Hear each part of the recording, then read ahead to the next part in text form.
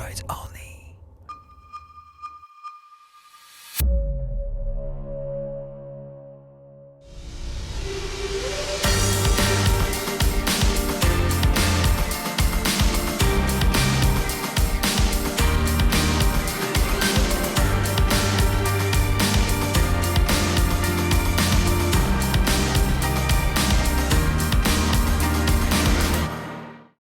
2024, grande année pour Triumph qui a sorti une toute nouvelle gamme 400 et qui est promise à un bel avenir. C'est le segment qui va croître sur le marché. Mais c'est aussi le retour de la Daytona.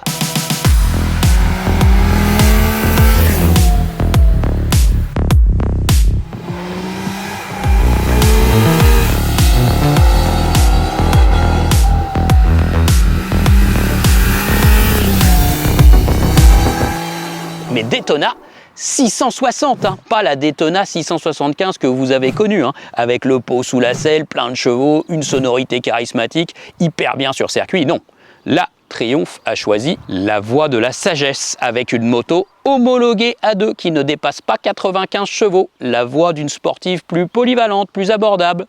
Bon, c'est peut-être pas si mal après tout, on va vérifier ça.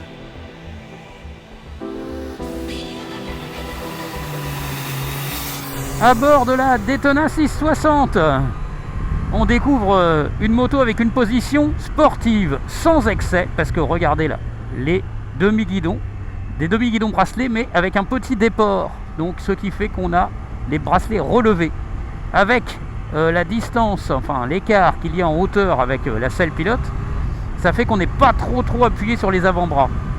Oui, d'accord, il y a de l'appui, c'est sûr, il y a de l'appui sur cette moto, mais c'est pas non plus exagéré. Position donc sport, entre sport et sport GT. Et donc sa position facilite les mouvements à bord, ça c'est très bien. Et puis sur les routes sinueuses, c'est top pour le pilotage, mais d'ailleurs c'est aussi un bon atout pour faire du circuit. Et justement, dans le cadre des Daffy Moto Day, 50 ans de Daffy, on a fait un peu de circuit sur le circuit du Bourbonnais. Allez, ces petites séquences immersion en piste.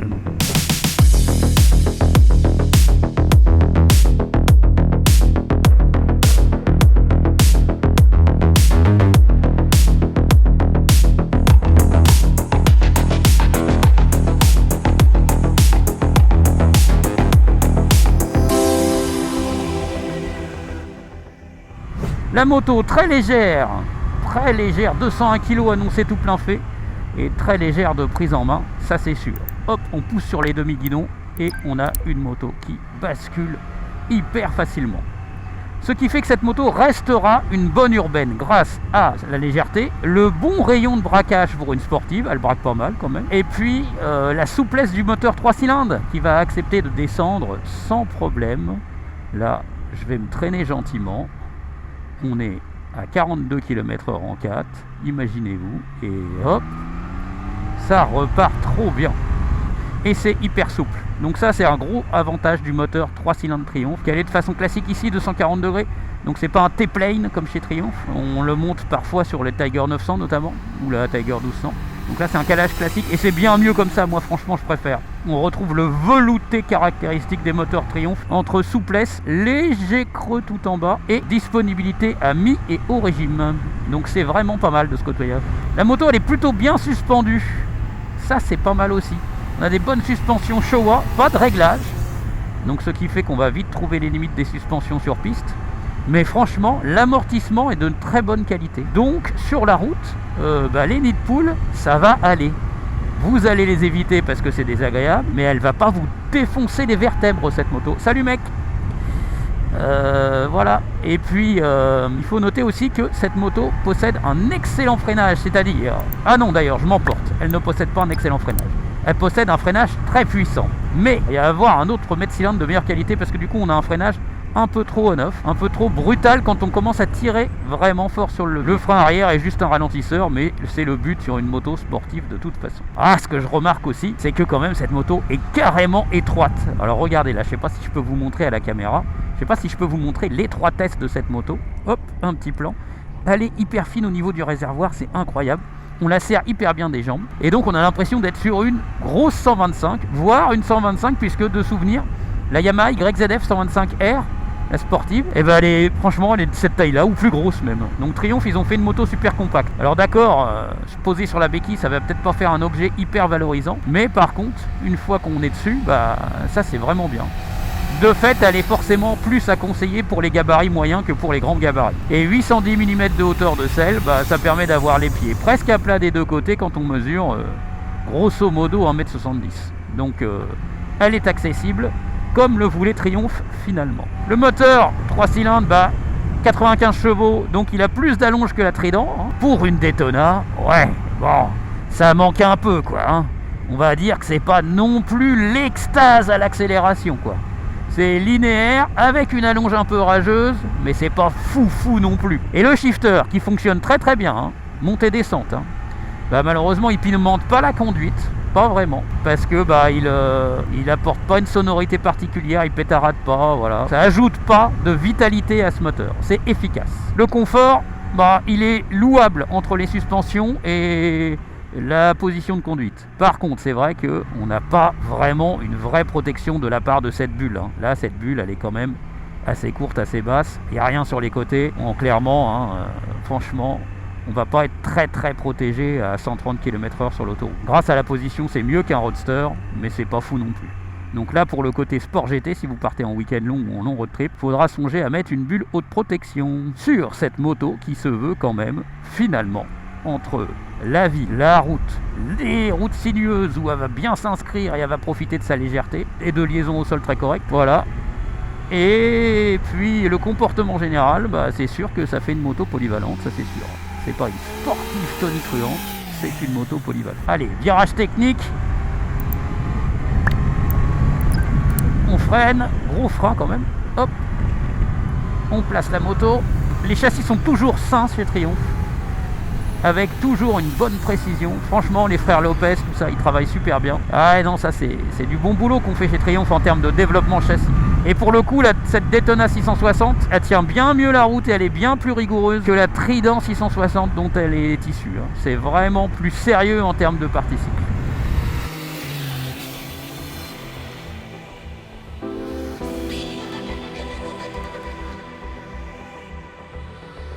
C'est le moment de faire un petit plateau technique autour de cette nouvelle Dayto. Alors la Daytona 660 est donc issue de la plateforme 660 chez Triumph, vous avez compris. C'est donc le troisième modèle après la Trident 660, roadster chic et bourgeois homologué à 2, la Tiger Sport 660, trail routier, et cette New Daytona 660. Elle utilise le même bloc moteur 3 cylindres en ligne de 660 cm3, mais dont la puissance a été portée à 95 chevaux contre 80 chevaux sur le Roadster. 15 chevaux de mieux apportés par Triumph via Léo Régime et quelques changements au niveau du moteur.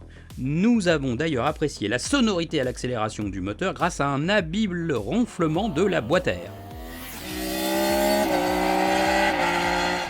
Le shifter efficace, lui, est en option. La Daytona 660 reste homologuée pour les permis à 2 via un bridage de la poignée de gaz qui va donc tirer un peu plus court et du boîtier ECU. L'opération de bridage ou de débridage se fait au sein du réseau Triumph, exclusivement. Et c'est bien sûr réversible. Les révisions sont annoncées tous les 16 000 km ou 1 an. C'est un vrai point fort pour l'entretien. La garantie est de 2 ans seulement. Triumph pourrait proposer mieux aujourd'hui sur ses moyennes cylindrées. La qualité de fabrication, la finition est finalement toujours très bonne chez Triumph. Toutefois, on remarque que les carénages laissent apparaître un habillage vraiment un peu trop pourvu de plastique un peu façon cache-misère. Jugez plutôt à l'oreille.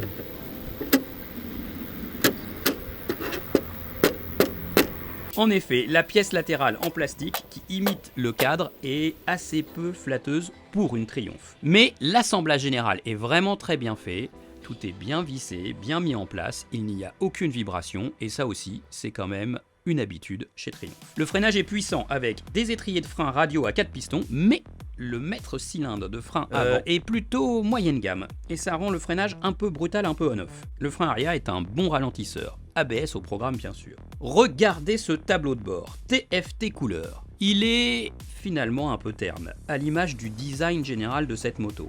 Mais il est lisible, il est efficace. Il permet de renseigner sur les modes de conduite, road, rain et sport. Pour basculer de mode, tout se pilote depuis le petit pavé de gauche.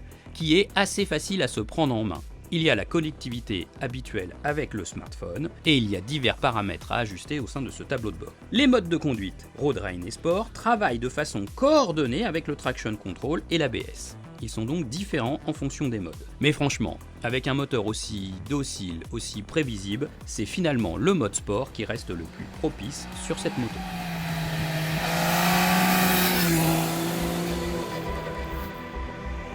Voilà, il est temps de conclure l'essai de cette Daytona 660. Bon, bah vous l'aurez compris, hein, entre la séquence en immersion, détail, etc., la petite incursion sur piste, bon, bah c'est pas la Daytona 675 ou la version Moto 2 hein, qui était apparue très brièvement chez Triumph. Non, là, on est plus sur une Daytona Sport GT, une Daytona sportive de route, la Daytona A2.